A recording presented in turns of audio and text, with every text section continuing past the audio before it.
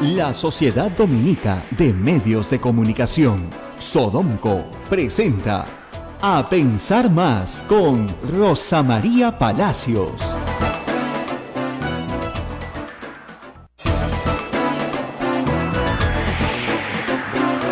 Bueno, muy buenos días, amigos. Estamos aquí en A Pensar Más. Ismael Soto y yo. Muy buenos días, Ismael. Hola, Rosa María. Hola, amigos de todas las emisoras de la Sociedad Dominica de Medios de Comunicación, Sodomco. Qué lindo habla, ¿no? Habla bonito. Bueno, es una mañana llena de información. Acaban de anunciar el Premio Nobel de Literatura y tenemos a Bob Dylan. Bob Dylan. Que ha sido una sorpresa, pero muy alegre, la verdad. Sí. O sea, no creo que nadie se oponga, porque claro, algunos academicistas dirán, bueno, no es propiamente un literato, no tiene producción narrativa, tiene cualquier cantidad de poesía. Es un poeta que hace música, ¿no es cierto? Entonces, ha sido postulado ya varias veces, no es la primera vez que postula. ¿Ya? Y siempre que se ponía su nombre, yo decía, nah, esos académicos en Suecia, ¿qué le van a dar? No, imposible. No, pero no, fue posible. Le dieron el Premio Nobel de Literatura, el premio más importante que hay para la literatura mundial, el que marca la diferencia, a un músico norteamericano, ¿no es cierto? Y estamos escuchando su música ahorita. Así es. Feel like I'm knocking on heaven's door. I'm knocking on heaven's door.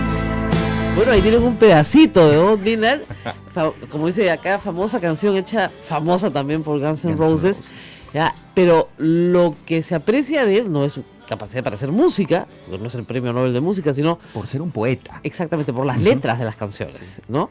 Y las letras que han inspirado a generaciones enteras. Así que, bueno, es una noticia muy especial. ¿Qué está pasando aquí, Rosa María? ¿Se está perdiendo rigidez, como algunos comentan por allí en la premiación? Es posible que los académicos en Suecia, porque esta es la Real Academia de Ciencias, me parece, y Artes de Suecia, donde estuve, es muy bonito, ¿no? El lugar. Es un edificio muy antiguo, yo te diría de fines del siglo XIX, que está en el centro de Estocolmo, que es una de las ciudades más bellas que hay, por supuesto, en los países bálticos, pero en toda Escandinavia. Yo creo que es de las ciudades, bueno, compite fuerte con Copenhague, ¿no? Pero para mí es, digamos, la que más me gusta porque tiene toda esta cosa de realeza y monarquía y palacios y qué sé yo. Y en esa zona, justamente donde está muy cerca del Palacio Real, está la academia. Y la academia tiene una exposición permanente en el primer piso que invita a todos a pasar, gratuita, con toda la historia del Premio Nobel. ¿Por qué Nobel, un hombre que causó tanto daño, ¿no es cierto?, es el inventor de la dinamita, decide que la riqueza generada por su invención sea destinada a un premio permanente e incluso a un premio de paz, ¿no? Y instituye estos 5 premios, ¿no? Como forma de rectificación. Exactamente, física, fisiología, pero ese es el de medicina en realidad, química, literatura, ¿no es cierto? Y el de la paz en realidad se instituye después y lo da Oslo, la Academia de Ciencias de Oslo, no la de Estocolmo. Pero en Estocolmo, digamos, está toda la parte lindo, y estaba Vargas Llosa, pues todas las biografías de todos, la obra, y por supuesto de los del año hay mucho más información siempre, ¿no? Entonces, me pareció de lo más emocionante, ¿eh? Por acá en el celular debo tener una foto, te voy a enseñar, ¿ya? Además la mandaba Lima por Twitter, ¿no? Acá estoy en la Academia de Ciencias. No, precioso. Y nada, bueno, saludar siempre a los ganadores y alegrarnos por ellos. El Perú tiene un premio Nobel de literatura, ojalá tuviéramos muchos más. Chile tiene 2, ¿no? Colombia acaba de tener 1, en paz. Y tenemos otros latinoamericanos también, bastantes latinoamericanos en Premio Nobel de la Paz, para incluso dar cuenta de la cantidad de conflictos que han habido en esta zona. Pero de pronto la entrega del Premio Nobel de Literatura a Bob Dylan abre ese espectro a más talentos, ¿no? Y sobre todo a la poesía, porque la poesía estaba muy relegada. O sea, la poesía hecha música. O cualquier poesía. Claro. Mira, los poetas estaban o sea, si tú haces una lista, digamos, claro, Pablo Neruda, Gabriela Mistral son poetas, por cierto, Pero yo creo que en los últimos 10 años o 20 años se han elegido muy pocos poetas, se han elegido más narradores, Claro. ¿no? Más gente, digamos, Vargas Llosa no hace poesía, no hace todas las formas posibles de narrativa, Menos poesía. desde teatro, cuento, novela, por supuesto, pero no poesía. En cambio, ahora han elegido a un poeta y eso es, bueno, es el retorno a los Pero es una poetas. forma en que las letras entren al alma de una manera directa, ¿no? Claro, Desde el y corazón. mucho más nutrida en el ritmo, si quieres, porque la poesía tiene un ritmo, en el ritmo del blues. Ajá, mira tú. Claro, en el ritmo del blues. Hacer poemas, Claro, en ese ritmo triste, duro, que tiene el root, Melancólico. que es doloroso, si quieres, ¿no? Ujú. Que acá Augusto Álvarez dice, gran elección del Nobel de Literatura Bob Dylan, primera vez que gana un poeta, de quien no solo he leído toda su obra, sino hasta la canto. Claro, Bueno. efectivamente. Ese es un tema interesante. Digo, no solamente usted puede leer la obra del poeta, sino cantarla. Claro que Bob Dylan es en este momento número 1 en las tendencias del Twitter. acaba de darse a conocer también hace minutos esta información y ha pues causado revuelo. Hay cierta polémica por ahí, pero es normal, ¿no? Sí, natural, es normal porque es una decisión distinta y las decisiones distintas siempre causan polémica. Muy bien. Y bueno, vamos a otras noticias que quiero comentar con ustedes. La primera, complicada, de eso vamos a hablar más adelante, tiene que ver con, miren, no todo el mundo es moreno, ¿ya? Yo en este momento he tenido una avalancha de denuncias sobre funcionarios del Estado y estoy segura que deben haber problemas, de eso estamos todos seguros de que deben haber muchos morenos. Pero no todo aquel que trabaja para el Estado es un sinvergüenza, ¿ok? No todo aquel que tiene una investigación en Contraloría es un delincuente. No todo aquel que tuvo un amigo que una vez contrató con el Estado, ¿no es cierto? Y que luego él entra al Estado es un delincuente. Entonces, a todos mis colegas periodistas les pido rigor, porque tienen que buscar a un abogado penalista antes de hacer aseveraciones complejas sobre personas que están sirviendo en el sector público, a las cuales comienzan a acusar de delincuentes, ¿no? Entonces, yo de verdad, que tú googlees y una persona aparezca con una investigación en Contraloría, o que no sacó su título universitario, o que, qué sé yo, cualquier cosa que en realidad para lo que está haciendo hoy no tiene relevancia, ¿ya? Es banalizar el caso de Moreno. Claro. Ya, que es un caso, dicho sea de paso, que tiene serios problemas de probanza. Porque claro, ustedes dirán, no, pero ahí están los audios. Ya, el problema es que no había problema hasta que salió la sentencia de Petroaudios. Y en la sentencia de Petroaudios determinó que obtener grabaciones sin su consentimiento de otra persona, o sea, chuponearla, sin su consentimiento, constituía un vicio de la prueba. Y por lo tanto no valía nada. Sin el consentimiento de alguna de las dos partes implicadas en ese audio. Esa es la discusión, ¿no? El asunto puede ser sin consentimiento del perjudicado. Ajá. Entonces, claro, hay un grupo que dice, no, porque en este caso es grabaciones hechas por una de las personas Exacto. presentes. Sí, es un caso diferente, por cierto, es una situación diferente. Una cosa es que un agente externo intercepte un teléfono y escuche una conversación de a dos. Y otra es que una persona se grabe a sí misma, ¿no es cierto?, para tener una prueba contra otro que lo puede estar extorsionando o induciendo un delito. ¿Ok? Pero esa diferenciación, cuando llega al Poder Judicial, queridos amigos, yo no sé qué va a pasar. O sea, si se volaron los Petroaudios con los faenones completos, se pueden volar perfectamente esto. No le veo desde el punto de vista mucha esperanza con este Poder Judicial. Dicho sea de paso, con el Poder Judicial que hizo que los vladimireros fueran prueba, porque los vladimireros eran lo mismo, ¿no es cierto? Eran finalmente la prueba de una conversación entre dos personas, Claro. y esa sí era interceptada, ¿no es cierto? Ese Poder Judicial que hizo que los vladimireros fueran prueba logró meter preso a todos los corruptos. Pero ese Poder Judicial yo creo que desapareció. Con la sentencia de Petroaudios desapareció. Y nadie ha dicho nada. Entonces, ahí hay que tener muchísimo cuidado. Porque si no hay esa probanza, o sea, va a ser bien difícil que al señor Moreno, con las pruebas que hay, le puedan encontrar algo más que negociación incompatible, tal vez, ¿no? Que son penas bien bajas. Ahora, las penas en el Perú hoy se suman, ¿ok? Entonces sí, efectivamente, ya decían, puede llegar hasta 20 años, porque si yo le sumo las penas de todos los delitos imputados y pongo asociación ilícita para delinquir, que son tantos, le pongo, más encima le pongo negociación incompatible, encima le pongo tráfico de influencias, encima le pongo, sí, claro, llego a 20. Pero lamentablemente, de nuevo, los jueces en el Perú no están actuando así, ni los fiscales. Entonces los fiscales, en vez de acusar por 7 delitos, acusan por 2, el fiscal admite 1 y ese 1 tiene 3 años de prisión suspendida. Si es que tiene prisión, porque no hay probanza. Por favor, les reitero, a todos los de Petroaudio los dejaron libres. Hemos hecho un faenón. Ya, esos están libres. El Poder Judicial determinó que las pruebas no eran pruebas, no son pruebas, porque la prueba que es ilícita no es prueba, su origen es nulo, y por lo tanto no puede acusárseles de nada. Entonces, con ese precedente anticorrupción, entre comillas, un juicio que demoró 7 años, nosotros, ¿qué cosa hacemos? No podemos hacer nada. Eso es lo que yo tengo, esa es la preocupación. ¿Qué tiene que cambiar acá? ¿Qué tiene que cambiar acá? No sé, una disposición del... Lo que pasa es que efectivamente la prueba viciada, hay literatura mundial sobre la prueba viciada, ¿no? La manzana podría al resto, etcétera. Pero en casos de anticorrupción, yo creo que eso no puede aplicarse sin que haya una debida ponderación y un balance, ¿no es cierto?, del bien social que vas a alcanzar versus la protección de la libertad individual. O sea, ahí hay, claro, un derecho constitucional a la intimidad que está siendo develado, pero si durante esa conversación lo que estás planeando es la comisión de un delito, no puede ser, ¿no es cierto?, que esas personas que están hablando no sean juzgadas por esa... Si están hablando de sus cosas personales, sus tonterías, no tiene importancia, pero si están hablando de la comisión de un delito, ¿no es cierto?, ¿cómo no lo vas a tener como probanza? Entonces, yo creo que eso es un tema muy serio a tratar.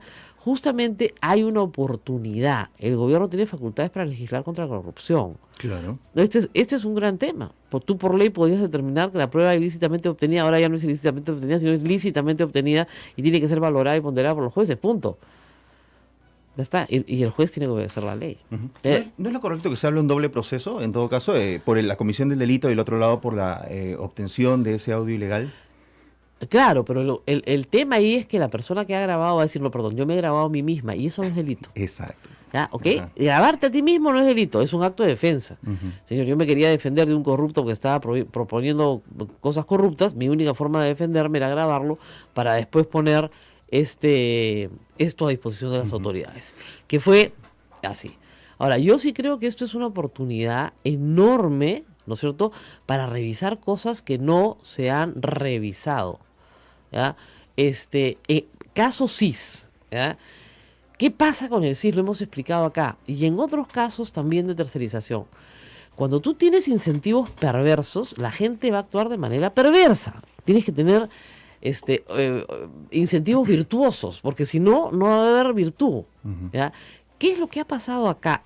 Me han dado ayer una serie de cifras muy interesantes. Miren, lo que se terceriza en clínicas, ¿ya?, es de los 1.200 millones del CIS, 80 millones de soles. Es la parte más chiquita. Claro. ¿Ya? ¿Dónde está? Y claro, ahí se puede revisar todo lo que se hace en clínicas, pero en clínicas, por ejemplo, todas las clínicas grandes de Lima, las más caras, reciben todas las emergencias del CIS. Por ley tienes que revisarlas. Y el CIS después te transfiere. Entonces, todo lo que es emergencia te recibe avaliados, etcétera. Sobre todo las clínicas que están en el centro de Lima reciben todo lo que son accidentes de tránsito, etcétera. Obligación legal tienes de estabilizar al paciente. Una vez que está estable, te comunicas con el CIS y el CIS te dice si lo trasladas a un hospital del Estado o si tú mismo lo operas y después pagan la cuenta. ¿Ok? Así funciona. Entonces, la mayoría de la plata que se va del CIS a clínicas privadas se va por emergencias, es un porcentaje grande. Y luego tiene convenios, sí, pero con clínicas pequeñas, esas son las del problema, que se ubican en las inmediaciones, ¿no es cierto?, en las inmediaciones de los hospitales grandes. ¿Ah? Pero lo más grave es lo que yo llamo el 2x1, ¿no es cierto?, médico. ¿Qué pasa? La ley de trabajo médico dice que el médico trabaja 6 horas máximo. Trabaja 5, trabaja 4. ¿Y qué hace? Le dice al director del hospital, mira, yo con el equipo del hospital, fuera de mi horario de trabajo, voy a atender por CIS a estos pacientes. Y efectivamente el servicio se recupera las 24 horas del día, pero ¿qué pasa? Hay un grupo de pacientes que entran, entre comillas, en el horario regular por salud pública y hay otro grupo de pacientes que entran por el SIS. Entonces, ¿qué pasa con el grupo de pacientes que entran por el SIS? A ese médico se le paga según tarifario SIS. Entonces gana casi el doble de lo que gana por planilla pública, lo gana por la transferencia del SIS. Ese era el negocio de Moreno. ¿Se dan cuenta? Claro. Y ese no es solamente el negocio de Moreno, es el negocio de miles de médicos en el Perú. Si les quitas eso, les quitas una fuente de ingresos. Entonces, se ha generado un incentivo perverso. O sea, es un problema que tiene que ahondar, tiene que mirarse a fondo. Pero por otro lado, transparentar el costo de la atención del paciente es fundamental. Es un camino en el cual tú el día de mañana, con tu 9% que aportas al Seguro Social hoy, puedes agarrar eso como si fuera tu carnet y decir, ¿sabes qué? No me voy a atender con mi 9% en el Seguro Social. Me voy a atender en la clínica tal, ¿ya? Porque soy libre de mudarme en el sistema a donde me dé la gana. Pero claro, para eso tiene que estar absolutamente costeado el sistema. Y la única forma de costear el sistema es financiando al paciente. El SIS lo que hace es financiar el número de atenciones que se dan y eso es lo que paga. Okay. No financia el establecimiento. No es que le voy a transferir al hospital Loaiza 50 millones de soles para que haga lo que quiera. No. Te transfiero en la medida en que tú, ¿no es cierto?, me revises a 57 pacientes y este es el costo de esta atención. Y ahí es donde el médico recibe, pues. Claro. Además, ¿y qué pasa? No todos los médicos tienen un exitoso consultorio privado. No los tienen, pues. Entonces, ¿qué dicen? En vez de luchar por tener mis propios pacientes en un consultorio privado fuera de mi trabajo en el Estado, lo que voy a hacer es luchar por tener estos pacientes del Estado que, como están saturando los servicios y se necesitan más médicos y no hay, el Estado me contrata en horas extras para pagarme un SIS. Eso es el tema. Complicado, pero eso es lo que veo. Pero en fin, vamos a ver qué pasa. Mientras estamos conversando, hay que apoyar siempre a Defensa Civil. Se está realizando el simulacro nacional escolar. Hoy hubo un sismo en Ica de regular intensidad también. Así tempranito. Hace unos instantes, hace unas horas. Ay, Ismael tiene, ¿no es cierto? Es un sismógrafo viviente. Yo no sentí nada. ¿Ya? Qué bárbaro, ¿ya? Pero de verdad, señora, el sismo en Ica genera temor, bueno... Mira, acá arranca el sismo y yo salgo y parada porque el convento se nos viene encima. Les aviso desde ya. Nos vamos a la pileta con nuestro micrófono allá. Eso sí, yo me voy a la pileta porque esa pileta está ahí hace 400 años y no se ha movido. Ni un centímetro. Así que yo me abrazo a la pileta, aunque esté con agua, ¿ya? Y tú también vienes detrás mío con la cámara y todos salimos corriendo. Pero de verdad, o sea... el otro día han visto pero hay que actuar con calma en el Mali, en el Museo de Arte de Lima se ha caído una cornisa por humedad. Si hubiera habido un temblorcito, hubiera caído sobre quien esté por ahí. Exactamente, y ha caído sobre el lado en el que la gente camina. Felizmente cayó a medianoche, ¿ya? Pero además pasa que el cambio de invierno a verano, ¿no es cierto?, hace que lo que está humedecido, la vibración... en fin, hay un montón de factores. El Mali se hizo cuando no había tráfico delante de él. Hoy día tiene la peor vibración que hay en Lima. Está en medio del Paseo Colón. No hay forma de que no tenga vibración. Sería interesante abordar sobre ese tema también, ¿no? Porque muchas de las construcciones en Lima son propensas a este medio ambiente, que en algunos casos está cargado de salitre, por ejemplo, que debilita las infraestructuras. Mira, salitre, humedad, vibración, polvo. Ay, también te carga, pues. ¿Así? O sea, imagínate un edificio cargado de tierra. Imagínate tener una tonelada más de tierra de lo que fue calculado para... Una tierra que es mineral. Que no se va, proporción, ¿no? Claro. Nosotros tenemos aquí en esta manzana tantos ejemplos de sobrevivencia de edificios y todavía de rescate de edificios, ¿no? Yo vivo en una casa que tiene 60 años de construida. Los muros son portantes. Yo no tengo columnas. Ahora, la casa baila espectacular, ¿eh? Baila. Pero el no terremoto se cae. No se cae, baila con el terremoto, lo cual es muy bueno porque es una técnica de construcción que permite mucha flexibilidad. Claro. Entonces, lo que tú no puedes es que tu casa sea rígida, pues tu casa es rígida, se rompe. Claro.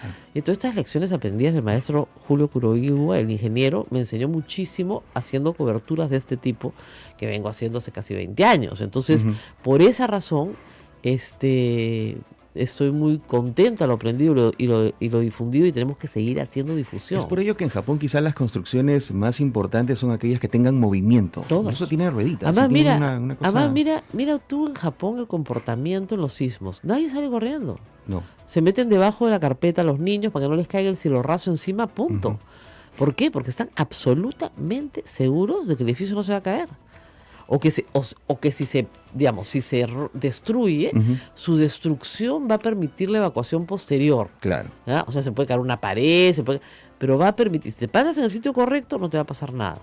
Acá arranca el terremoto y es la estampida. ¿Ya? Claro, respondemos a un reflejo natural y humano. Antes yo corría, tú sabes que ahora me petrifico. Creo que vas a tener que sacar cargada. Porque... Pero tú sabes qué es lo que mucho me preocupa también por la experiencia del temblor fuerte que tuvimos en aquella época, porque no fue terremoto aquí en Lima, el de 2007. Sí. Que hay mucha gente que se pone en medio del camino y se arrodillan y de pronto se asustan. Señor, aplaca tu ira, tu Pero justicia y tu rigor, lo que espero es que misericordia, Señor. no dejan a los demás pasar. Ah, no, pues arrodíllate y reza, caramba, con todo el mundo. ¿Qué te pasa? Que rezan todos. Bueno, tenemos varios temas que tratar porque el gobierno acaba de sacar algunas normas ya sobre reinversión económica, ¿no? Y creo que sería interesante conversar sobre ellas, ver si nos va a poner más plata en el bolsillo, no, pronto. Y de otro lado también queríamos hablar del tema del aborto, dado que se ha plantado ayer, y vamos a tener que hacer una pausa, pero volvemos con todo eso. Volvemos.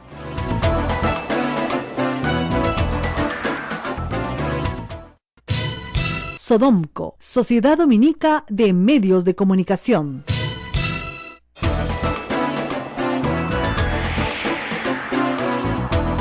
Esto es A Pensar Más con Rosa María Palacios en las emisoras que integran la Sociedad Dominica de Medios de Comunicación. Estamos en Lima, en Radio Santa Rosa, que este sábado cumple 58 años de vida institucional. 1500 AM, 105.1 FM. Radio Santo Domingo Chimbote, 102.1 FM. Radio San Martín Arequipa, 97.7 FM, 1380 AM. Radio Veritas RTV Cusco, 92.1 FM. Radio Cepagua Ucayali, 100.5 FM. Radio Quillabamba, La Convención, Cusco, 91.1 FM, 1210 AM.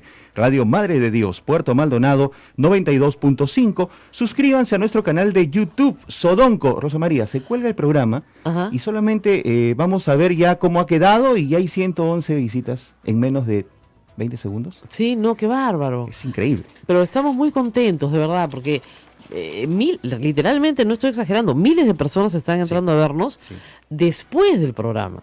¿Ya? Así que a todos los que están escuchando esto después del programa, les agradecemos mucho que lo hagan. Y bueno, vamos a seguir haciendo lo mejor posible para que llevarles un programa muy variado. Te cuento que la hora pico de audiencia en internet es entre 8 y 9 de la noche. Sí, por supuesto, cuando la gente ya terminó sus tareas, sus cosas, entonces dice quiero escuchar mis noticias y nos escucha. En este momento está Cecilia Blume en el teléfono, abogada, ella ha trabajado, como ustedes saben, en el Estado, conoce bien el Estado, y vamos a hablar de economía con ella. Aló, Cecilia, muy buenos días. Buenos días, Rosa María, ¿cómo estás? Buenos días a ti y a todos los oyentes de Radio Santa Rosa. Bueno, estamos viendo que, digamos, lo que la gente espera pronto es tener noticias económicas positivas, ¿no es cierto? Más dinero en el bolsillo de la gente, ese era el lema. ¿Esto tú crees que sea posible viendo las primeras medidas adoptadas y lo que viene después? Bueno, se supone que los 90 días de legislación delegada deberían llevarnos a lograr un impulso económico, que es lo que se quiere. Por lo pronto se ha anunciado el día de ayer que a la policía se le va a dar el aumento que le competía en diciembre, se lo van a dar ahora en octubre. Se han nombrado nuevas autoridades para mi vivienda, se está empezando a hacer una inversión allí. Tú sabes que todo lo que es inversión en vivienda es un impulso económico porque da mucho trabajo. Se supone que se están destrabando las obras de infraestructura que estaban paradas desde el gobierno anterior y desde el gobierno anterior del anterior, y se supone que con la reducción de impuestos, a pesar de que sea solamente un punto del IGB, las cosas deberían tratar de ir bajando, porque ahora es un punto, el año siguiente serán 2 y al tercero serán 13, esa ha sido la idea, y con los proyectos que ya se liberen y las obras que se puedan hacer, se supone que la economía comenzará a mejorar. Pero la economía, Rosa María, como tú bien sabes, no solamente son números, es confianza. Y creo que este negociado, que ha sido cortado en el momento que ha debido ser inmediatamente por Fernando Zavala, es una cosa que media la confianza y que sobre todo nos da tiempo pues para hablar del chisme. Bueno, entonces yo creo que abre una gran oportunidad, no hay que verlo solamente como un escándalo, ¿no? Sino de revisar a veces incentivos perversos que hay en el Estado, y que generan este tipo de problemas porque son como loops, ¿no? Que permiten que efectivamente que una persona lícitamente, ¿no es cierto?, termine haciendo un negociado, como decía, un negociazo, como decía Moreno. Ese es el problema. ¿Tú crees que esto pueda servir para que en la legislación anticorrupción también se revise un caso como el CIS, por ejemplo? Mira, yo realmente igual que tú pienso que todas estas cosas son una oportunidad para tener un país mejor. Sales de una cosa mala, de una desgracia, una cosa que nadie quería, pero te dan una oportunidad. Ya ayer Fernando Zavala, el premier, ha anunciado que se revisarán a todos los asesores que trabajan cercanos al presidente y obviamente los consejeros, porque el señor Moreno era un consejero. Pero lo que hay que pensar es que el estafador, el que quiere hacer el negociazo, el ladrón, siempre lo van a hacer. Sí, claro. Y por lo tanto esto pasa mucho por quién es la persona. Pero también hay que tener normas claras de, por ejemplo, los asesores que trabajan en Palacio, todos tienen que tener título universitario. No puede ser que tú tengas asesores y fuera de título universitario tienen que tener alguna experiencia para el cargo, sí, ¿no? Y una experiencia no alguna. El asesor de Palacio, porque en realidad yo diría que los asesores de Palacio no deberían existir quizás los consejeros, que son estas grandes personalidades, como puede ser Felipe Ortiz de Ceballos, que puede darle un consejo al presidente en alguna materia, sí, o en varias materias. Si lo necesita y si lo desea, ¿no? Exacto, si lo necesita y si lo desea. Y en este caso aparentemente el presidente ha sentido que lo necesita y lo desea, y por eso tiene gente como Felipe Ortiz de Ceballos nombrada como consejero. Claro. Pero en el caso de este señor, obviamente hubo una equivocación en el carácter de la persona, porque este señor aparentemente además no es cosa que comience a hacer ahora, sino que ya tiene bastante experiencia. Y en ese sentido, Rosa María, incluso no se sabe ahorita de quién era la clínica esta famosa de osteoporosis donde él estaba derivando a los pacientes, porque él habla con el administrador de la clínica y con el gerente, pero no habla con el dueño. No sabemos quién es el dueño y eso estará en ustedes los periodistas para investigar, claro, quién es la otra parte del negociado. No, y además porque también obviamente el tema del párroco, cuál es la infraestructura de la iglesia que se iba a usar, todo eso saldrá en la investigación, ¿no? Hay bastante, sí, definitivamente hay una distorsión. No puede ser que una persona sin poner un centavo se haga rica con infraestructura ajena y el subsidio del Estado, ¿no? Claro, entonces, no, y con la salud. Claro. Ahora, pero justamente volviendo a lo que tú decías del crecimiento económico, una de las cosas que permite el crecimiento económico es esta tercerización de servicios que el Estado no puede hacer bien. Y en el caso del CIS es uno de ellos. El CIS es el seguro para los más pobres, perdón, que por no poderse brindar en todas sus capacidades por el Estado, se tercerizaba. Y esto es un caso de tercerización. Claro. No vaya a ser que con esto el Estado diga ahora no tercerizo, no hago APPs, me cuido de los privados, y con eso se entrampe más, que es lo que pasó durante el gobierno del presidente Humala. En el gobierno del presidente Humala lo que ha habido era un entrampamiento de todos los trámites, porque había una desconfianza hacia el privado. En algunos casos estoy segura que bien ganada, pero en la gran mayoría que no tenía sentido. Así es. ¿No? Cecilia, te quiero llevar a algunos temas económicos que preocupan, de los que se habla poco. Mira, ya se ha estimado que el déficit público va a ser 3% del PBI. El déficit quiere decir que gastamos más de lo que tenemos. Entonces, el problema es que se espera que para el 2017 este gobierno más responsable fiscalmente comience a bajar ese déficit fiscal. Gaste menos y trate de recaudar más. Así es, pero eso quiere decir que puede haber un efecto de contracción, digamos, del gasto público, y eso tiene un efecto sobre la economía también, sobre el empleo, en fin. ¿Cómo crees que el gobierno puede manejar esto si todavía no tiene la seguridad de que va a recaudar más? Bueno, lo tiene que manejar por el otro lado, por la otra herramienta que tiene, que es la inversión privada. Claro. Y para tener inversión privada tienes que tener confianza. Lo que Rosa María está tratando de decirle a la audiencia es que el gobierno no es otra cosa que una familia. Tú no puedes gastar más de lo que tienes, porque entonces se convierte en déficit. Y ese déficit es una deuda que hay que pagar después. Entonces el gobierno tiene, digamos, dos brazos para gastar, el brazo público y el brazo privado. Entonces, dentro del brazo público van a tratar de no gastar y van a tratar de recaudar más impuestos, con lo cual esto es una alerta a los informales que comiencen a pagar sus impuestos, porque no el señor Shigeyama, con las nuevas acciones y sobre todo con mucha tecnología, va a lograr recaudar lo que no se recauda, cruzando información, por ejemplo, de quién se compró el último carro moderno, veamos si han pagado impuestos, ¿no? Pero el otro lado es la inversión privada. La inversión privada se basa en confianza y sobre todo tenemos que pensar que hoy el Perú, el presidente Kuczynski está muy bien visto internacionalmente, la gente tiene confianza porque el Perú económicamente se ha venido sosteniendo a pesar de las crisis, el Perú ha pagado sus deudas, casi no debe plata en el extranjero, entonces es un buen lugar para invertir. Pero para eso necesitamos paz social, necesitamos poder que el gobierno tenga la capacidad de explicarle, por ejemplo, a los mineros, cómo se va a hacer minería, cómo se van a utilizar los recursos del canon, cómo se les van a participar las zonas mineras del crecimiento económico, y eso tiene que hacerlo de la mano de las autoridades regionales, de la mano de las autoridades municipales, y ahí tenemos que hacer todos los peruanos un gran esfuerzo por entender, pero para entender nos tienen que explicar. ¿Y tú crees que en estos 100 días el ministro de Energía y Minas, en estos 100 días, tú crees que está moviéndose en esa dirección? Porque parece un poco apagado el tema, ¿no? Bueno, el ministro de Energía y Minas, a quien tú conoces bien, es una persona de pocas palabras. Sí. Pero creo que como no hemos cumplido los 100 días, estamos a puertas de que cada quien nos diga en su despacho qué ha destrabado, comenzando por ahí. Porque hay proyectos que tenían un destrabe pequeño. Por ejemplo, la segunda pista del aeropuerto, que ya es como una especie de esas promesas cumplidas, como que vamos a ir al Mundial de Fútbol, ¿no? La segunda pista del aeropuerto, lo único que hay que hacer es sacar lo que se llama las interferencias, que Cálida saque su tubería, que Sedapal saque la suya, es cuestión de un telefonazo. Estoy segura que el ministro de Transportes nos va a sorprender con ese avance, por decirlo de alguna manera. Así es. No, la carretera a Ica, por ejemplo, ya. La carretera a Ica por una pequeña... Por una casita. Una discrepancia de $4.000 no se saca. Sí. Y así hay muchísimas cosas, y tú lo sabes bien, que son cosas pequeñas y cosas de levantar el teléfono y decir, se hace así.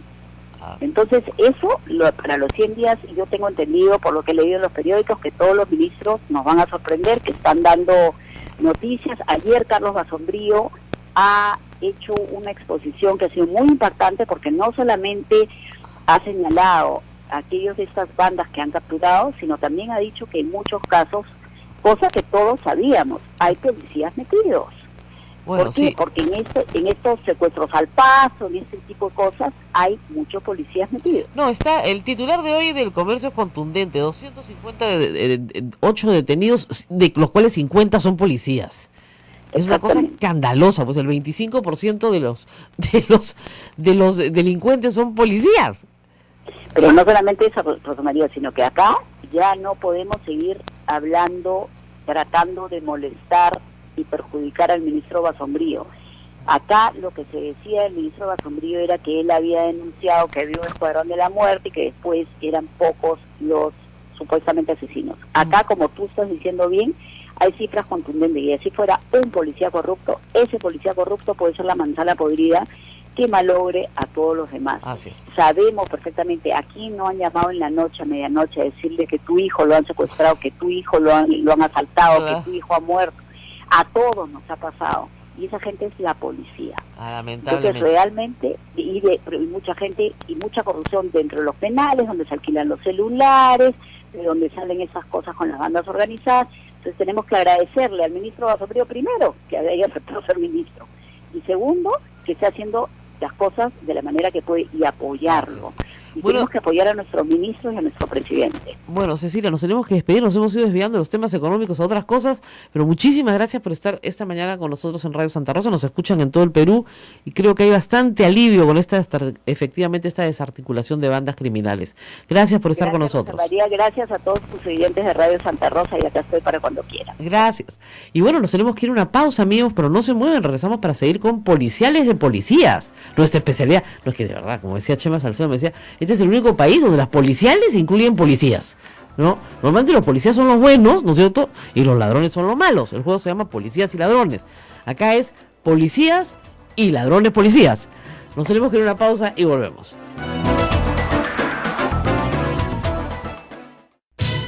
Sodomco, Sociedad Dominica de Medios de Comunicación.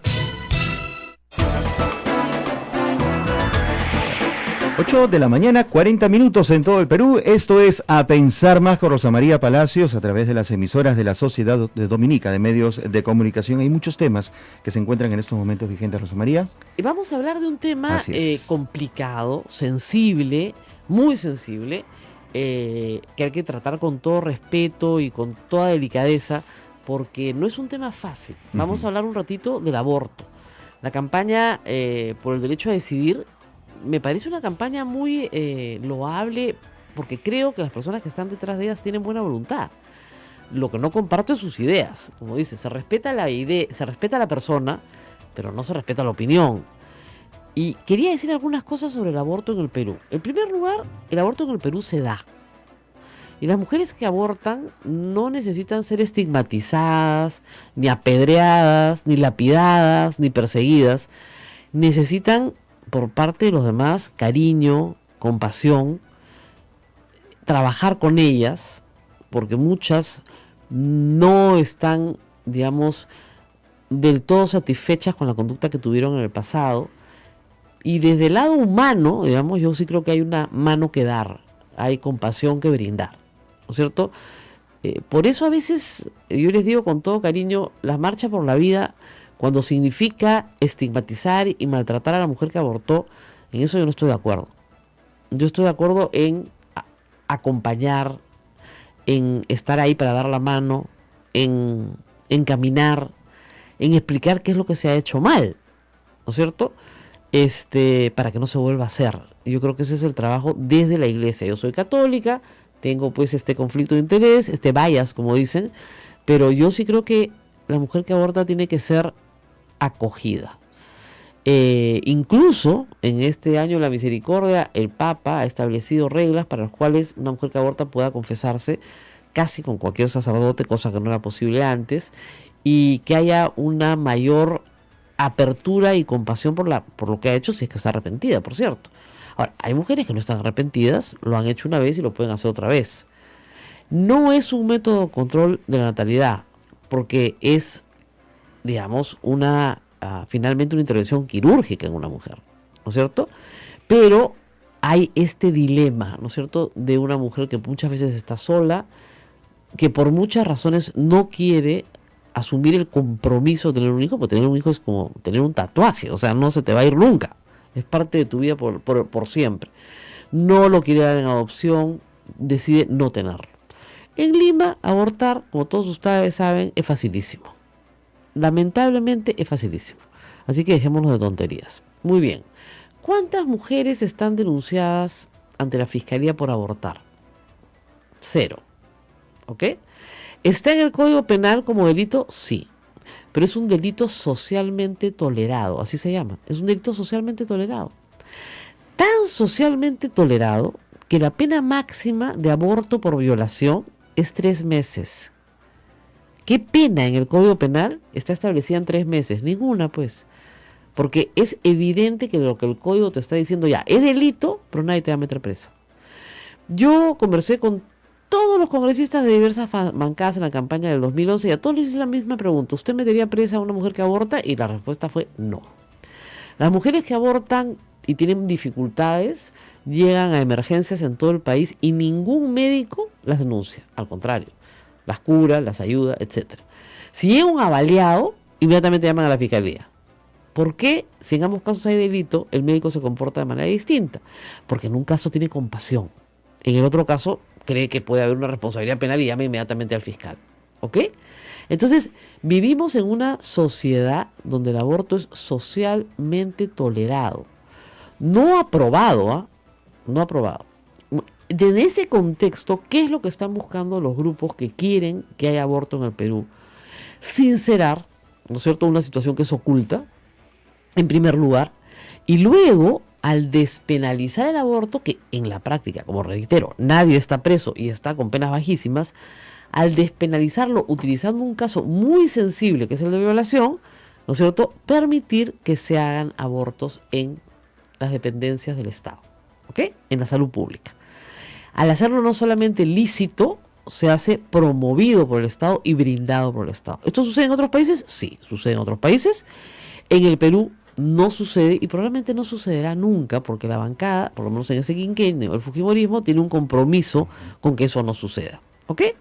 Entonces, las personas que están a favor del aborto dicen, pero si las mujeres van a abortar de todas maneras, ¿por qué no les procuramos un aborto seguro y que no arriesguen su vida? ¿Ok? Eso es verdad. Pero la pregunta es, ¿cuántas mujeres han muerto por complicaciones post-aborto en países en los cuales el aborto es legal versus cuántas mujeres han muerto por complicaciones post-aborto en países donde el aborto es ilegal? Y hasta donde yo sé, las cifras son muy parecidas. Porque finalmente un aborto es un acto único. Una mujer no aborta todos los meses, ¿no es cierto? Aborta 1 o 2 veces en su vida y junta el dinero suficiente para procurarse el mejor aborto posible. Y además porque si una mujer está en las primeras semanas de gestación, el aborto se puede producir casi en casa, tomando, ¿ustedes lo han visto por todo Lima? ¿Cómo se llama? Retraso menstrual. Atraso menstrual. Atraso menstrual con Z, ¿no? Atraso menstrual, ¿eso qué quiere decir? Que te ponen unas inyecciones con hormonas para que se te produzca un aborto. ¿Ok? Y es facilísimo. Entonces a tu casa, abortas en tu casa, tienes un sangrado y se acabó el problema.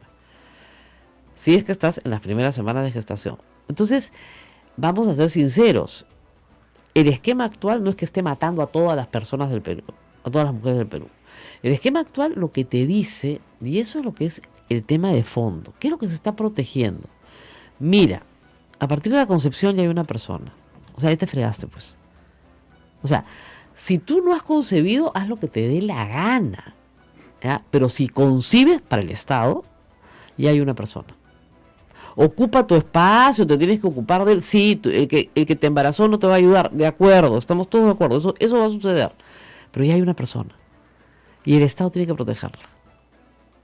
Entonces, pero no es un bebito, es un cigoto, llámalo como quieras, pero para el Estado peruano es una persona, y como es una persona, aunque sea un cigoto, aunque sea un embrión, aunque sea lo mínimo posible de que tú puedas imaginar de la humanidad, un embrión que recién se está subdividiendo, ¿ya?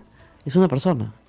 Y como es una persona, no una persona en potencia, sino una persona, entonces esa persona está protegida. Está protegida por la Constitución y está protegida por la ley. Entonces tú no la puedes abortar. Ahora, que lo hagas genera, como reitero, este problema legal, que el Estado no te va a facilitar el aborto, y tiene este problema moral en el que tú tienes que decidir, y me dirijo a las mujeres, porque realmente este es un tema de mujeres, qué es lo que está bien y qué es lo que está mal. Yo entiendo que a millones de mujeres que no lo han hecho se les ha pasado por la cabeza. Porque dicen, ¿y de esta cómo salgo? Porque voy a salir sola. Y esa es la verdad. Y va a ser durísimo. Pero eso es mejor que abortar. Ahora, claro, todo el mundo dice, ella tiene derecho a decidir. Sí, tiene derecho a decidir sobre varias cosas, pero el problema es que está decidiendo sobre la vida de otro, que ya no es ella. Ese es el problema. Para la ley peruana ese otro existe. Y como ese otro existe, tú tienes que admitir que no lo puedes desaparecer, ¿no es cierto? Porque lo que estás cometiendo finalmente es un aborto equivalente a matar a alguien. Esa es la razón de ser. Ese es el centro de la discusión. Para las personas que están a favor del aborto, el derecho de la madre tiene mayor peso sobre el derecho de una potencial persona que todavía no existe. Para las personas que están en contra del aborto, esa persona existe y por lo tanto está protegida y por lo tanto la madre no tiene el derecho a desaparecerla. ¿Se entiende? Porque ese derecho no le ha sido concedido. Y no estoy hablando de la iglesia, estoy hablando del Estado. En la iglesia, por supuesto, no te ha sido concedido, pero en el Estado tampoco. Hay sociedades donde efectivamente ese derecho ha sido concedido. ¿Conviene hacerlo? ¿Conviene cambiar la legislación para que las mujeres puedan abortar gratuitamente con los impuestos de todos los peruanos? ¿Por quedar embarazadas por su irresponsabilidad muchas veces? Ese es el tema. ¿Quedas embarazada por tu irresponsabilidad y todos tenemos que pagarte el aborto? ¿No? Entonces yo creo que los actos tienen consecuencias. Si tú eliminas las consecuencias, generas una sociedad mucho más irresponsable sobre sus actos. Y tienes que asumir la responsabilidad de lo que has hecho. Sí, pero fueron 5 minutos, seguramente fueron 5 minutos, ¿ya? Pero hay un niño en camino. Y hoy, aún cuando la iglesia formalmente, diríamos, no realmente, pero formalmente se opone a muchos métodos anticonceptivos, hay muchas formas de no quedar embarazada. Y si no quieres quedar embarazada, no quedas embarazada. Entonces lo que hay que también procurarle a todas las personas es una adecuada educación sexual para que no quede embarazada. ¿Ok? Ese es el problema más serio. El embarazo adolescente hoy en el Perú creo que es el 13% del embarazo total, el 13% es de adolescentes. Evidentemente esas adolescentes no querían estar embarazadas. Por lo menos la mayoría. ¿Qué hacemos con eso? Entonces, a mí me preocupa más los programas que apoyen, ¿no?, la decisión de las mujeres que sí van a tener a los niños. ¿Qué pasa con ellos? ¿No es cierto? Bueno, vamos a hacer una pausa y volvemos. Esto es A Pensar Más con Rosa María Palacios. No se vayan.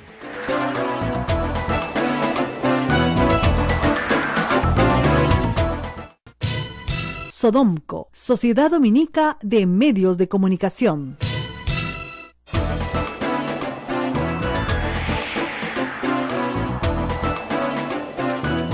Estamos conversando acá con Ismael sobre también algunas discusiones que se arman cuando las sociedades sí permiten el aborto y comienzan a decir, bueno, entonces ¿a partir de qué día es persona? ¿No? De los 8 meses, de los 7 meses, de los 6 meses, de la semana 40, de la semana 38, de la semana 24, de la semana 26. Entonces hay toda una discusión sobre hasta cuándo puedes abortar en las sociedades que sí se puede abortar. Porque finalmente, fíjense, si ustedes están en las primeras semanas de gestación, abortas con pastillas, con una buena cantidad de pastillas o con una buena inyección. Pero cuando ya tienes 4 o 5 meses, como hay abortos en los Estados Unidos, no, creo que es hasta el 4.º mes, es 24 semanas, una cosa así. El aborto ya es una intervención con un raspado, tiene que intervenir un médico, entras a un quirófano, ¿no? Entonces, ahí estás sacando pedacitos ya completos, o sea, todo. Está sacando piernitas, bracitos, cabecitas, no se me hagan los locos porque eso no es tejidito, como me dicen a mí. Ahí hay persona. Y para el Estado peruano, siempre en la tradición del Estado peruano, si revisamos la Constitución del 79, la del 93, el Código Civil, la persona, el concebido, es persona a condición de que nazca vivo. Esa es la única condición. Entonces, lo único que tiene que pasar es que nazca vivo, pero antes de nacer vivo ya tiene los derechos de una persona. Entonces tú tendrías que decir que la persona, el concebido no es persona hasta que nazca. Entonces como no es persona, es algo que podemos determinar cualquier cosa, proyecto, persona o lo que quieras, entonces sí se puede abortar. Miren, no tiene sentido. Para nada. Así es. Y yo no creo que el aborto por violación, o sea, si tú crees que la persona concebida es persona, no importa cómo haya sido concebida. Ahora, la ciencia, ya sea violada, no violada, etcétera. La ciencia pone de su parte en todo esto. El concebido tiene una configuración, un ADN totalmente distinto al de la madre. Ah, por supuesto. Totalmente por eso, ¿no? O sea, digamos, yo entiendo que ocupe un espacio que la madre pueda odiar, ¿no? ¿Qué hace acá metido dentro de mí? Crece de mí, ¿no? Y yo no quiero esto. Pero hay opciones. Miren, yo creo que menos culpa tienes en dar un niño en adopción que abortarlo. Porque la culpa va a venir. Hay sociedades que no tienen culpa en esta materia pues les parece muy normal. La nuestra no es así. Y va a haber culpa. Claro que va a haber culpa. Y no va a ser fácil. No es un tema... A mí nadie me puede decir que no, mira, yo aborté, no pasó nada. No es así. No es así. Hay consecuencias. Hay consecuencias complicadas. Entonces, yo creo que las personas en el Congreso, a las que respeto muchísimo, como Alberto Belaunde, como Marisa Grave, que están detrás de esto, que es un tema, efectivamente, como ellos dicen, de derechos humanos, sí, claro, es la parte de derechos humanos de la Constitución, tienen que también considerar que hay otras posiciones y que esas otras posiciones que han sido las sustentadas durante años en el Perú tienen algún sustento. O sea, no es un grupo de gente conservadora, ¿no?, que se opone a todo. No. El caso del aborto es un caso muy especial. Yo apoyo la unión civil, no tengo ningún problema en esa parte, porque no creo que se oponga a cuestiones fundamentales. Pero en el caso, reitero, del aborto sí, porque estás hablando de vida humana. Y cualquier forma de atentado contra la vida humana tiene pues que ser regulado con sigilo. Reitero, eso no quiere decir que a la mujer que aborta se le tenga que estigmatizar, perseguir, maltratar, meter presa, no, ¿ok? Pero sí deberíamos saber que hoy en Santa Mónica no hay ninguna mujer presa por abortar. reitero, es un delito socialmente tolerado, con penas bajísimas. El aborto simple tiene una pena máxima de 2 años. O sea, cualquiera que aborte por cualquier razón, 2 años. Si aborta por violación, 3 meses. ¿Y qué va a pasar, por ejemplo, si el Estado dice, bueno, ya, si en caso de aborto por violación, sí, pobre mujer, qué espanto, porque te van a querer cargar con ese hijo, ¿no? Ya, va a abortar. Entonces, ¿qué va a pasar? Todas las mujeres se presentan y van a decir que van a estar violados.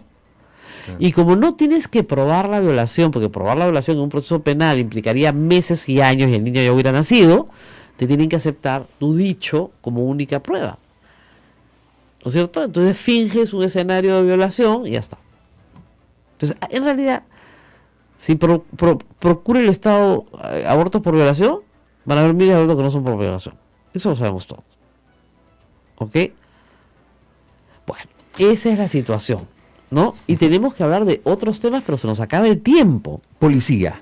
El ministro del Interior, Carlos Basombrío, ha dicho en conferencia de prensa que en 22 megaoperativos realizados a nivel nacional también se ha capturado a policías vinculados a bandas criminales. Y la cuestión que hacía ser interesante, ¿no? ¿Cómo podemos sentirnos seguros si quienes nos dan seguridad están metidos ya en... sabemos, no todos, por cierto, no todos, pero mira, han caído 218 delincuentes. De ellos, 50 son policías. ¡Ah! Imagínate. Casi el 25%. O sea, por cada 4 choros, 1 es tombo. ¿Ah? Entonces, para que te hagas la idea, ¿no? De cada 4 choros bravos, 1 es tombo. Entonces, ¿qué? No, pues, o sea, eso te revela una situación de corrupción. Yo no voy a decir generalizada, porque como tú sabes, excepción, pero digamos masiva dentro de la Policía Nacional. Es decir, te pones un uniforme para hacer plata a través del delito. Claro. Eso es una barbaridad.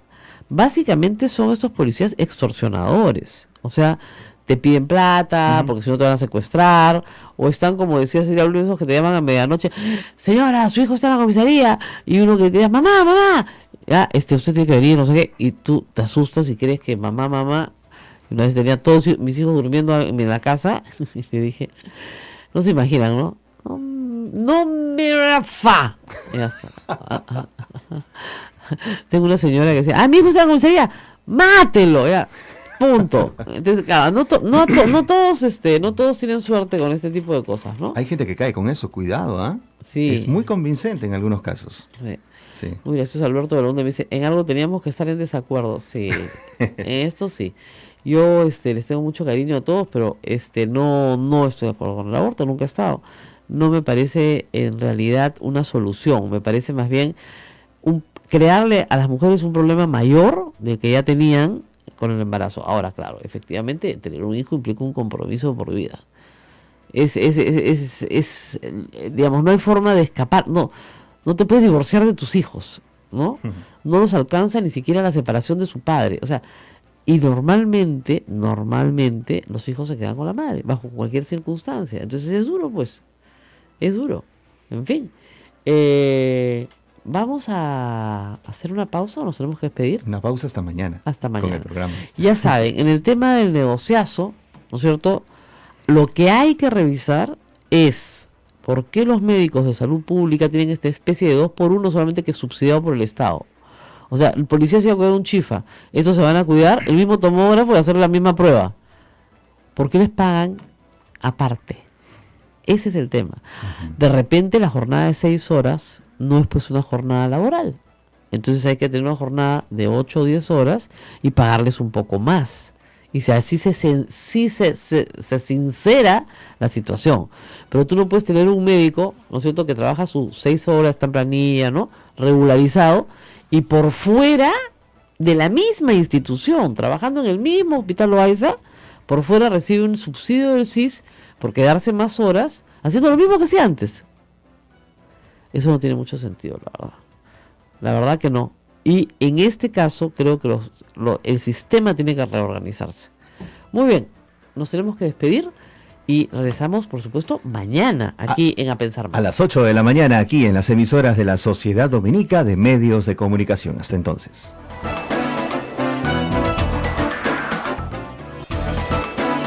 Hasta aquí, A Pensar Más con Rosa María Palacios.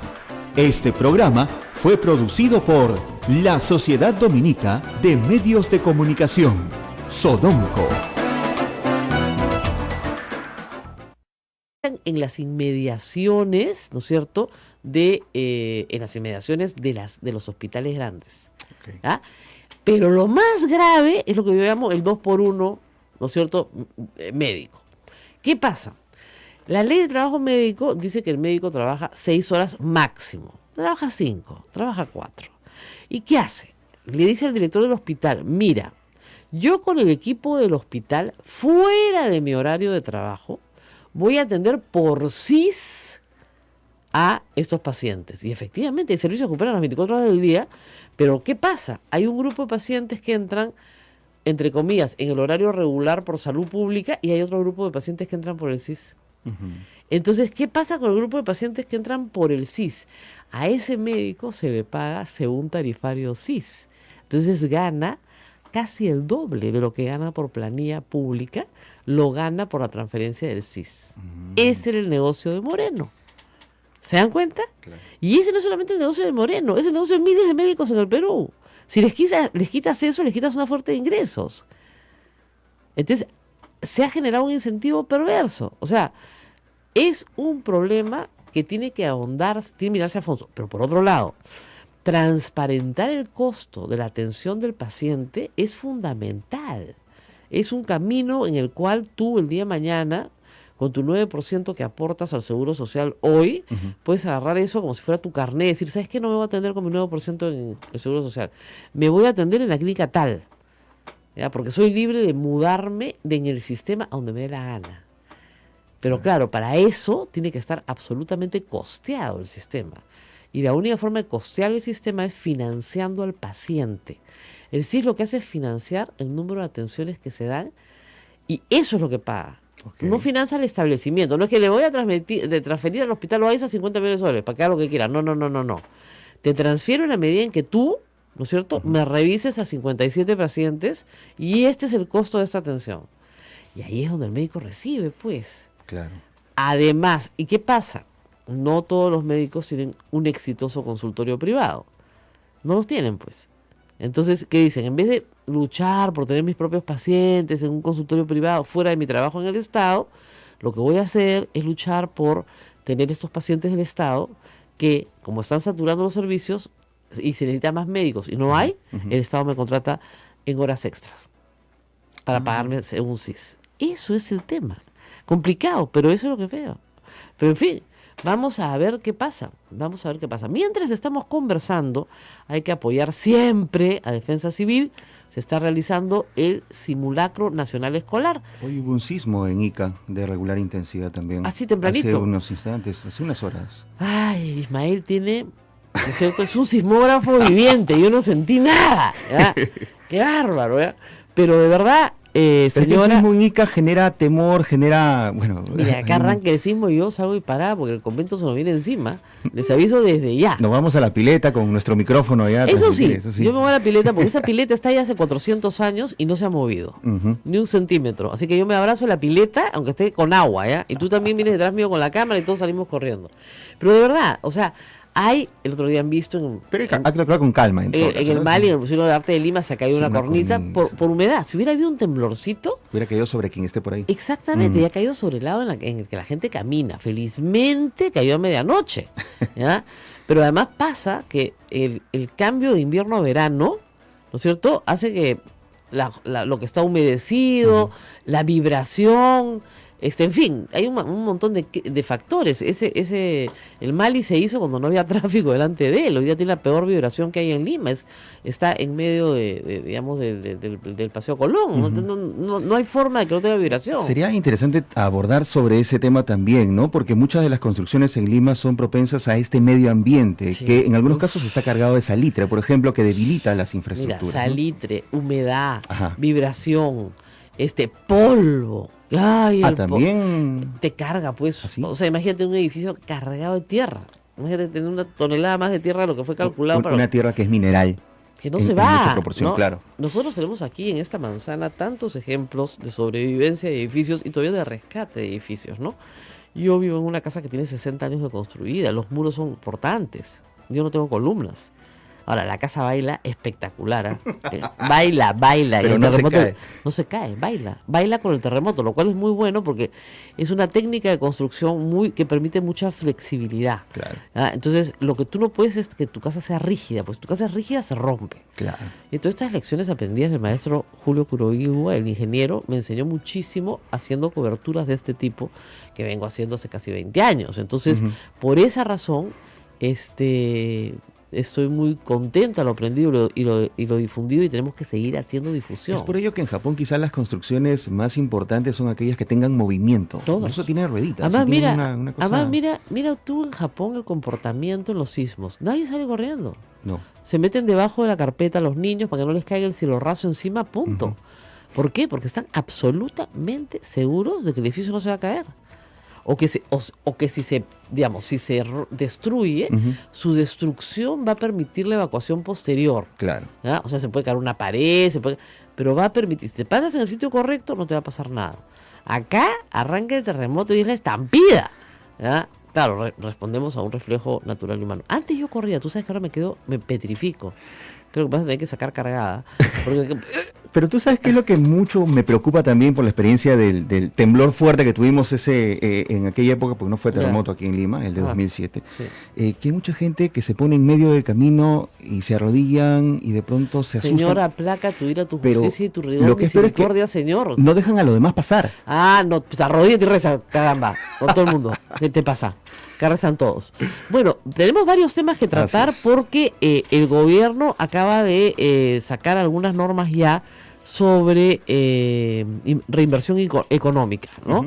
Y creo que sería interesante conversar sobre ellas, ver si nos va a poner más plata en el bolsillo, no pronto.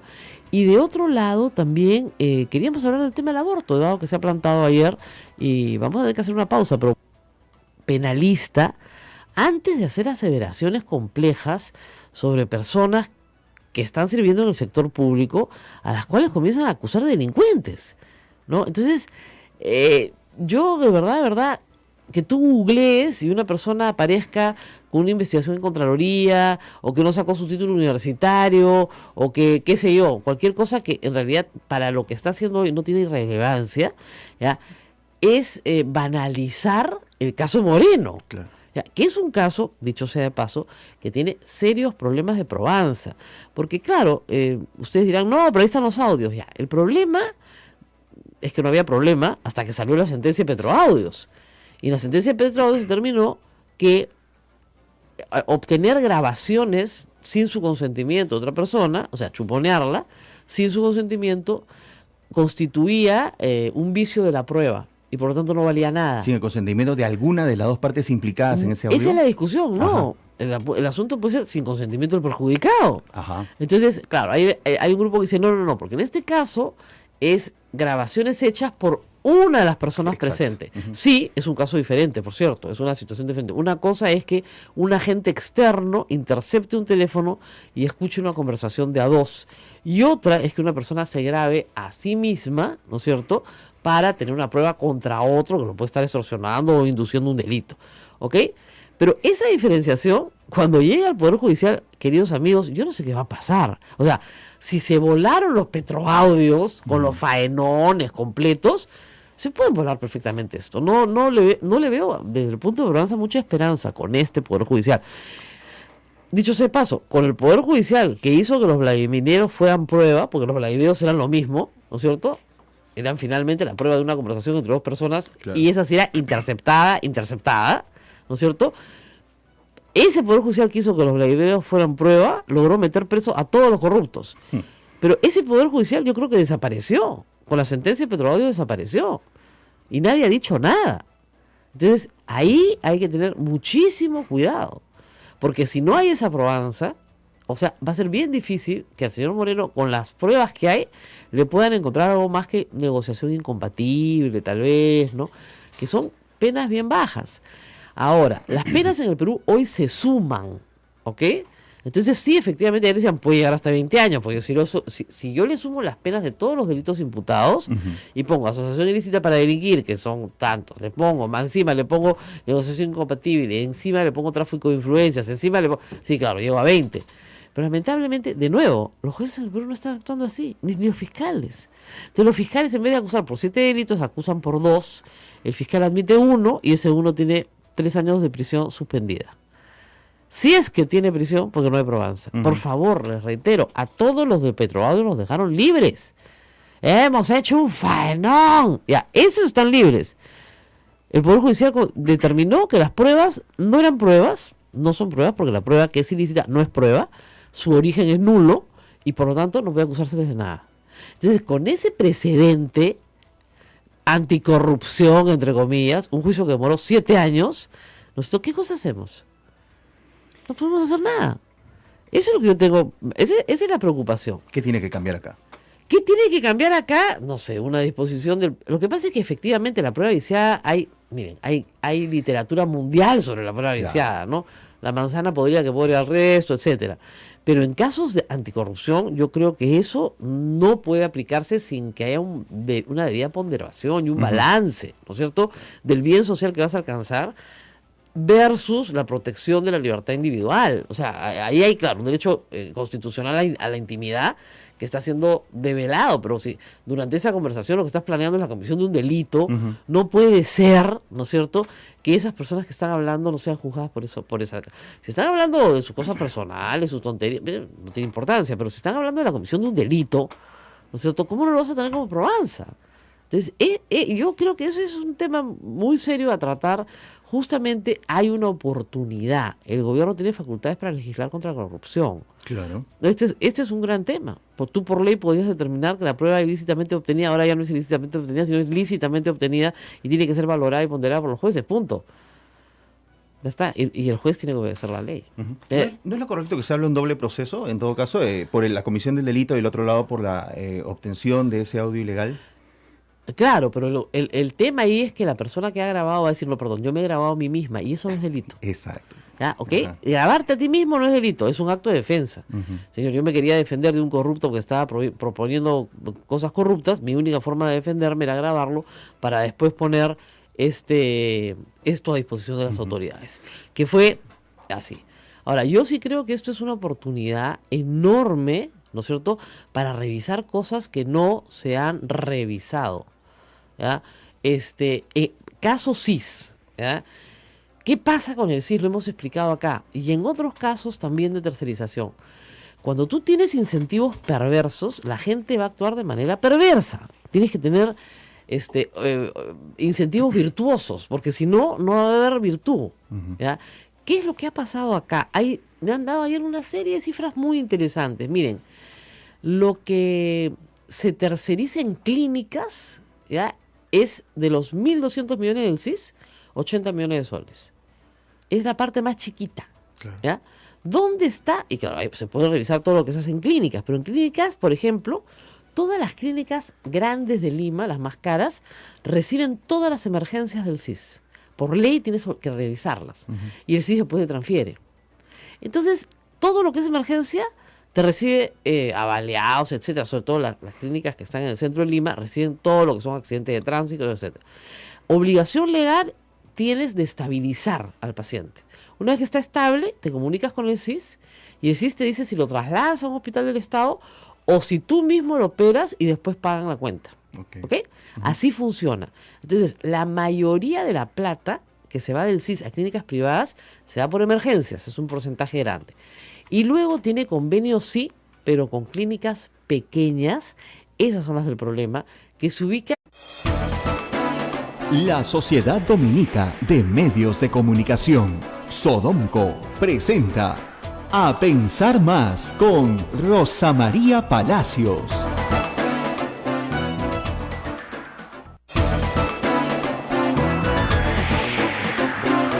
Bueno, muy buenos días, amigos. Estamos aquí en A Pensar Más. Ismael Soto y yo. Muy buenos días, Ismael. Hola, Rosa María. Hola, amigos de todas las emisoras de la Sociedad Dominica de Medios de Comunicación, Sodomco. Qué lindo habla, ¿no? Habla bonito.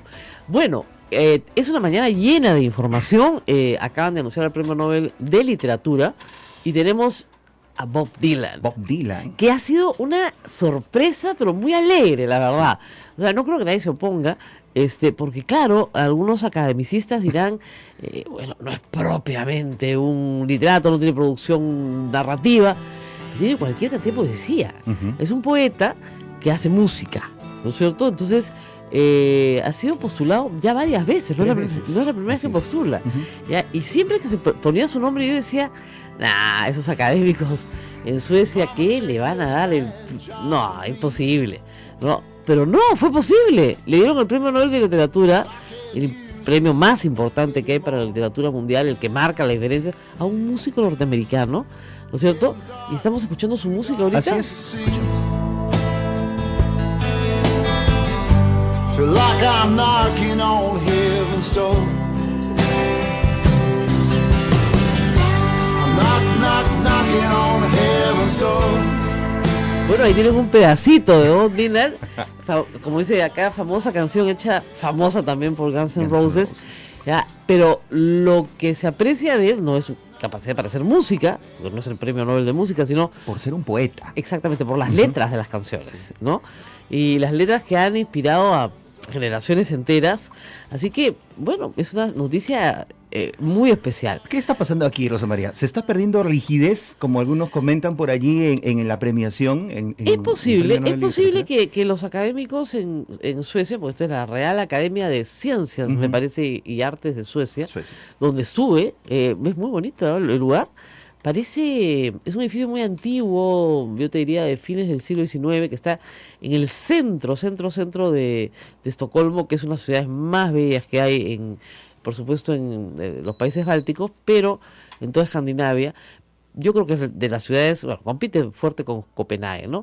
Pero para mí es, digamos, la que más me gusta porque tiene toda esta cosa de realeza y monarquía y palacios y qué sé yo.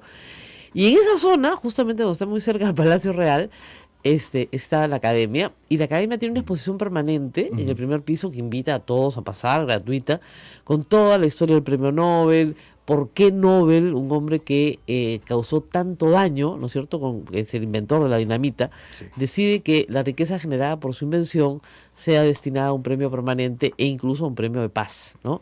Y instituye estos 5 premios, ¿no? Como forma de rectificación. Exactamente, física, fisiología, pero ese es el de medicina en realidad, química, literatura, ¿no es cierto? Y el de la paz en realidad se instituye después y lo da Oslo, la Academia de Ciencias de Oslo, no la de Estocolmo. Pero en Estocolmo, digamos, está toda la parte lindo, y estaba Vargas Llosa, pues todas las biografías de todos, la obra, y por supuesto de los del año hay mucho más información siempre, ¿no? Entonces, me pareció de lo más emocionante, ¿eh? Por acá en el celular debo tener una foto, te voy a enseñar, ¿ya? Además la mandaba Lima por Twitter, ¿no? Acá estoy en la Academia de Ciencias. No, precioso. Y nada, bueno, saludar siempre a los ganadores y alegrarnos por ellos. El Perú tiene un premio Nobel de literatura, ojalá tuviéramos muchos más. Chile tiene 2, ¿no? Colombia acaba de tener 1, en paz. Y tenemos otros latinoamericanos también, bastantes latinoamericanos en premios Nobel de la Paz, para que no se dé cuenta de la cantidad de conflictos que han habido en esta zona. Pero de pronto la entrega del Premio Nobel de Literatura a Bob Dylan abre ese espectro a más talentos, ¿no? Y sobre todo a la poesía, porque la poesía estaba muy relegada. O sea, la poesía hecha música. O cualquier poesía. Claro. Mira, los poetas estaban muy... O sea, si tú haces una lista, digamos, claro, Pablo Neruda, Gabriela Mistral son poetas, por cierto. Pero yo creo que en los últimos 10 años o 20 años se han elegido muy pocos poetas, se han elegido más narradores, ¿no? Más gente, digamos, Vargas Llosa no hace poesía, no hace todas las formas posibles de narrativa. Menos poesía. Desde teatro, cuento, novela, por supuesto, pero no poesía. En cambio, ahora han elegido a un poeta, y eso es, bueno, es el retorno a los poetas. Es la forma en que las letras entren al alma de una manera directa, ¿no? Claro, y mucho más nutrida en el ritmo, si quieres, porque la poesía tiene un ritmo, en el ritmo del blues. Mira tú. Claro, en el ritmo del blues. Hacer poemas. Claro, en ese ritmo triste, duro, que tiene el blues, que es doloroso, si quieres, ¿no? Que acá Augusto Álvarez dice, gran elección del Nobel de Literatura Bob Dylan, primera vez que gana un poeta, de quien no solo he leído toda su obra, sino hasta la canto. Claro, bueno. Efectivamente. Ese es un tema interesante. Digo, no solamente usted puede leer la obra del poeta, sino cantarla. Claro, sí. Bob Dylan es en este momento número 1 en las tendencias del Twitter. Acaba de darse a conocer también hace minutos esta información y ha pues causado revuelo. Hay cierta polémica por ahí, pero es normal, ¿no? Es sí, natural, es normal porque es una decisión distinta y las decisiones distintas siempre causan polémica. Muy bien. Y bueno, vamos a otras noticias que quiero comentar con ustedes. La primera, complicada, de eso vamos a hablar más adelante, tiene que ver con, miren, no todo el mundo es moreno, ¿ya? Yo en este momento he tenido una avalancha de denuncias sobre funcionarios del Estado y estoy segura que deben haber problemas, de eso estamos todos seguros de que deben haber muchos morenos, pero no todo aquel que trabaja para el Estado es un sinvergüenza, ¿ok? No todo aquel que tiene una investigación en Contraloría es un delincuente, no todo aquel que tuvo un amigo que una vez contrató con el Estado, ¿no es cierto?, y que luego él entra al Estado es un delincuente. Entonces, a todos mis colegas periodistas les pido rigor, porque tienen que buscar a un abogado. En algunos casos estoy segura que bien ganada, pero en la gran mayoría que no tenía sentido. Así es. ¿No? Cecilia, te quiero llevar a algunos temas económicos que preocupan, de los que se habla poco. Mira, ya se ha estimado que el déficit público va a ser 3% del PBI. El déficit quiere decir que gastamos más de lo que tenemos. Entonces, el problema es que se espera que para el 2017 este gobierno más responsable fiscalmente comience a bajar ese déficit fiscal. Gaste menos y trate de recaudar más. Así es, pero eso quiere decir que puede haber un efecto de contracción, digamos, del gasto público, y eso tiene un efecto sobre la economía también, sobre el empleo, en fin. ¿Cómo crees que el gobierno puede manejar esto si todavía no tiene la seguridad de que va a recaudar más? Bueno, lo tiene que manejar por el otro lado, por la otra herramienta que tiene, que es la inversión privada. Claro. Y para tener inversión privada tienes que tener confianza. Lo que Rosa María está tratando de decirle a la audiencia es que el gobierno no es otra cosa que una familia. Tú no puedes gastar más de lo que tienes, porque entonces se convierte en déficit. Y ese déficit es una deuda que hay que pagar después. Entonces el gobierno tiene, digamos, dos brazos para gastar, el brazo público y el brazo privado. Entonces, dentro del brazo público van a tratar de no gastar y van a tratar de recaudar más impuestos, con lo cual esto es una alerta a los informales que comiencen a pagar sus impuestos, porque no el señor Shigeyama, con las nuevas acciones y sobre todo con mucha tecnología, va a lograr recaudar lo que no se recauda, cruzando información, por ejemplo, de quién se compró el último carro moderno, veamos si han pagado impuestos, ¿no?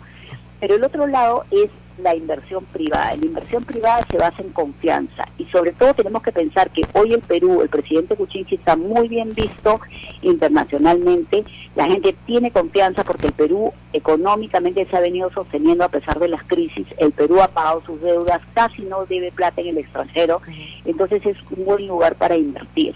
Pero para eso necesitamos paz social, necesitamos poder que el gobierno tenga la capacidad de explicarle, por ejemplo, a los mineros, cómo se va a hacer minería, cómo se van a utilizar los recursos del canon, cómo se les van a participar las zonas mineras del crecimiento económico, y eso tiene que hacerlo de la mano de las autoridades regionales, de la mano de las autoridades municipales, y ahí tenemos que hacer todos los peruanos un gran esfuerzo por entender, pero para entender nos tienen que explicar. ¿Y tú crees que en estos 100 días el ministro de Energía y Minas en estos 100 días, tú crees que está moviéndose en esa dirección? Porque parece un poco apagado el tema, ¿no?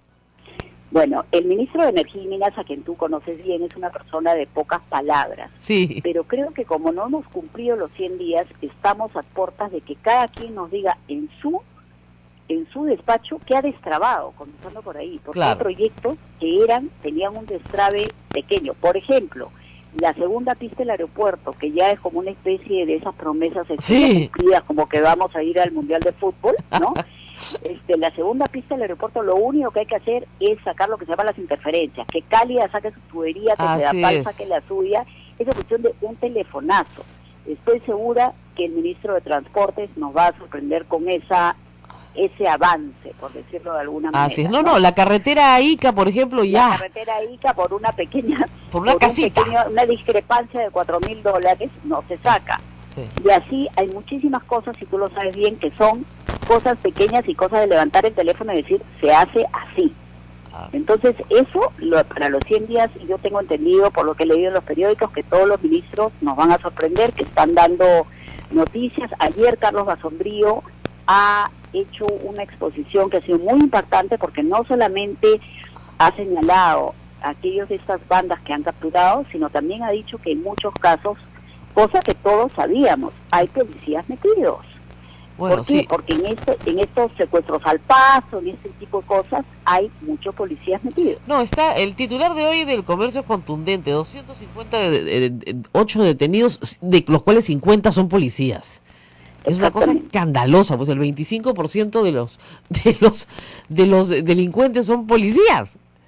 Pero no solamente eso, Rosa María, sino que acá ya no podemos seguir hablando, tratando de molestar y perjudicar al ministro Basombrío. Acá lo que se decía del ministro Basombrío era que él había denunciado que había un escuadrón de la muerte y que después eran pocos los supuestamente asesinos. Acá, como tú estás diciendo bien, hay cifras contundentes, y si fuera un policía corrupto, ese policía corrupto puede ser la manzana podrida que malogre a todos los demás. Así es. Sabemos perfectamente, aquí no han llamado en la noche, a medianoche, a decirle que tu hijo lo han secuestrado, que tu hijo lo han asaltado, que tu hijo ha muerto. A todos nos ha pasado, y esa gente es la policía. Lamentablemente. Entonces realmente, y mucha gente, y mucha corrupción dentro de los penales, donde se alquilan los celulares, de donde salen esas cosas con las bandas organizadas. Entonces tenemos que agradecerle al ministro Basombrío, primero, que haya aceptado ser ministro, y segundo, que esté haciendo las cosas de la manera que puede, y apoyarlo. Y tenemos que apoyar a nuestros ministros y a nuestro presidente. Bueno, Cecilia, nos tenemos que despedir, nos hemos ido desviando de los temas económicos a otras cosas, pero muchísimas gracias por estar esta mañana con nosotros en Radio Santa Rosa. Nos escuchan en todo el Perú y creo que hay bastante alivio con efectivamente esta desarticulación de bandas criminales. Gracias por estar con nosotros. María, gracias a todos tus oyentes de Radio Santa Rosa, y acá estoy para cuando quieran. Gracias. Y bueno, nos tenemos que ir a una pausa, amigos, pero no se mueven, regresamos para seguir con Policiales de Policías. Nuestra especialidad, no es que de verdad, como decía Chema Salcedo, me decía, este es el único país donde las policiales incluyen policías, ¿no? Normalmente los policías son los buenos, ¿no es cierto? Y los ladrones son los malos. El juego se llama Policías y Ladrones. Acá es policías y ladrones policías. Nos tenemos que ir a una pausa y volvemos.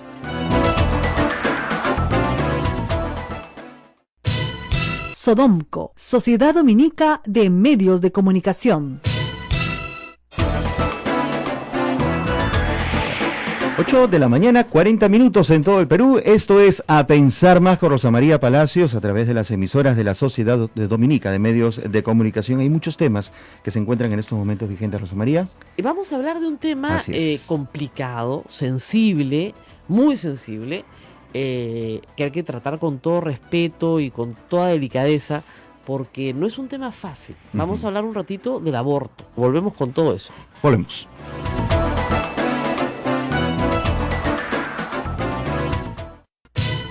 Sodomco, Sociedad Dominica de Medios de Comunicación.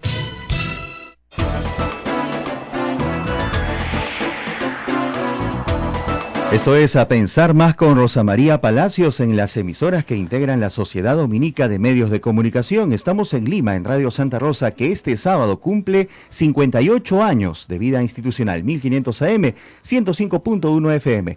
Radio Santo Domingo Chimbote, 102.1 FM. Radio San Martín Arequipa, 97.7 FM, 1380 AM. Radio Veritas RTV Cusco, 92.1 FM. Radio Cepagua Ucayali, 100.5 FM. Radio Quillabamba La Convención Cusco, 91.1 FM, 1210 AM.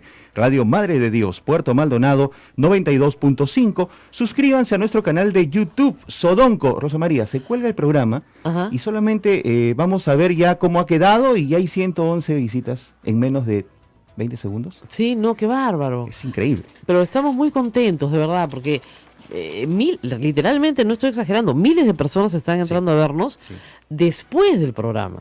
Así que a todos los que están escuchando esto después del programa, les agradecemos mucho que lo hagan. y bueno, vamos a seguir haciendo lo mejor posible para que llevarles un programa muy variado. Te cuento que la hora pico de audiencia en internet es entre 8 y 9 de la noche. Sí, por supuesto, cuando la gente ya terminó sus tareas, sus cosas, entonces dice quiero escuchar mis noticias y nos escucha. En este momento está Cecilia Blume en el teléfono, abogada, ella ha trabajado, como ustedes saben, en el Estado, conoce bien el Estado y vamos a hablar de economía con ella. Aló Cecilia, muy buenos días. Buenos días, Rosa María, ¿cómo estás? Buenos días a ti y a todos los oyentes de Radio Santa Rosa. Bueno, estamos viendo que, digamos, lo que la gente espera pronto es tener noticias económicas positivas, ¿no es cierto? Más dinero en el bolsillo de la gente, ese era el lema. ¿Esto tú crees que sea posible viendo las primeras medidas adoptadas y lo que viene después? Bueno, se supone que los 90 días de legislación delegada deberían llevarnos a lograr un impulso económico, que es lo que se quiere.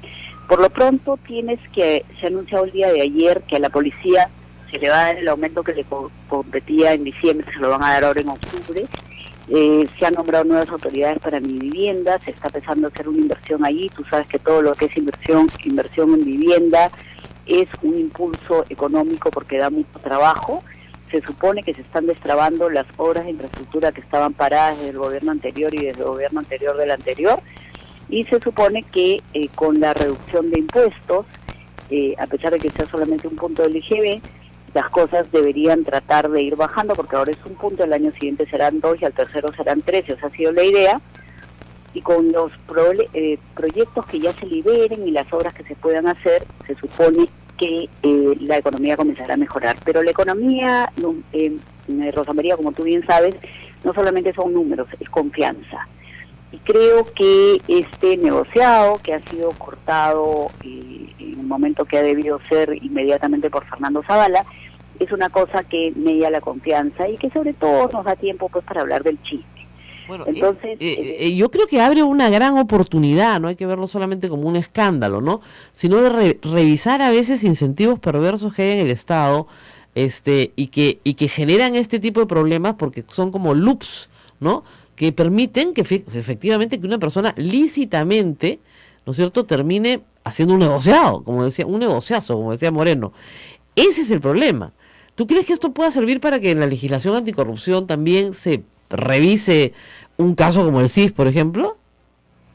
Mira, yo realmente igual que tú pienso que todas estas cosas son una oportunidad para tener un país mejor.